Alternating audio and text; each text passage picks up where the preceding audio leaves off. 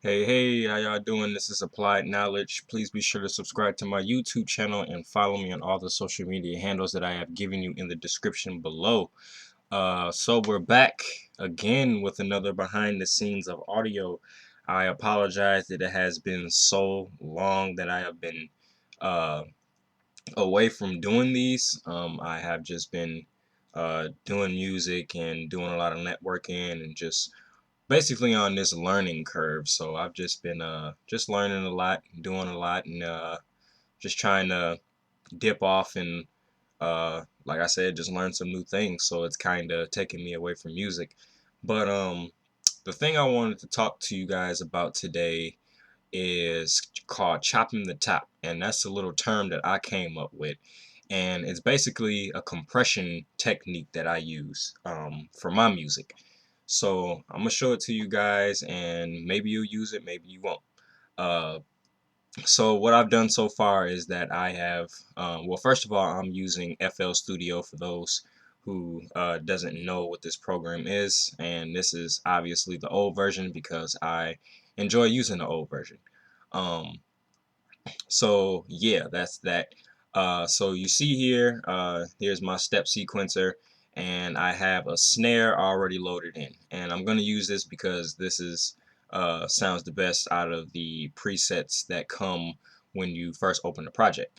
So we'll get rid of this, and we'll bring up our, well, first of all, we'll click on this snare and we'll insert it, we'll assign it to a free mixer track. And what that does is it places it on its first, well, on its own channel, and it names it purposely. So when I hit play and that kick begins to play, it'll show up right here on channel number 4 in the mixer. So we'll go ahead and click play and let that play. Um, yeah, we got that going, and now the next thing we will do is we will load up a compressor, and I'm using the Fruity limiter because I like the compressor on this one because one, it's visual, and I just enjoy using it, and I like the sound, and it's very intuitive. So I'll probably set this to about 4-to-1. I'll just start there. Um, no specific reason other than the harder the ratio, the harder it's going to compress. And I'll set the knee all the way to the right.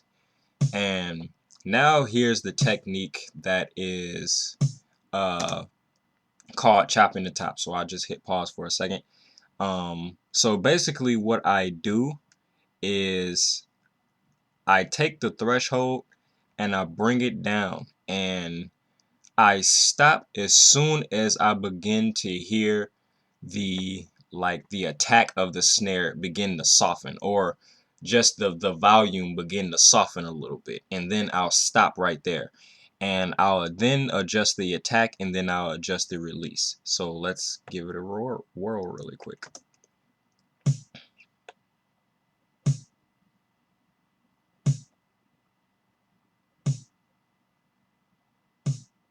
So right about here, about 15.6, and sometimes I'll go a little more, so maybe about 16 is where that begins to soften. So right here I'm getting about 5 dB of gain reduction, and that's good.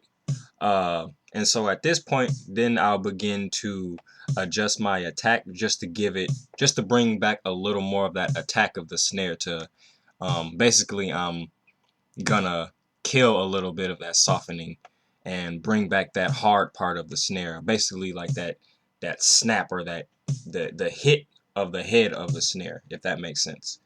And usually what I do, I try to keep most of my attacks, not attacks, my releases pretty medium to fast.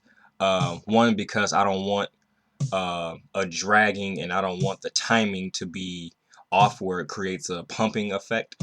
And so I'll just try to keep that really fast.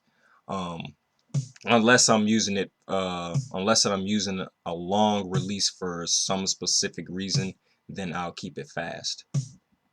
But yeah, that's the technique I wanted to show you. I just believe it makes it a little bit easier, and it helps balance out your mixes a little bit easier. So hopefully it comes in handy. I just call it chopping the top, and that's basically what you're doing. You're just chopping the top of that off and just creating that soft texture, and then just going on from there, adjusting your tack and then adjusting your release how you want it, and maybe bringing back some more gain or whatever you want to do.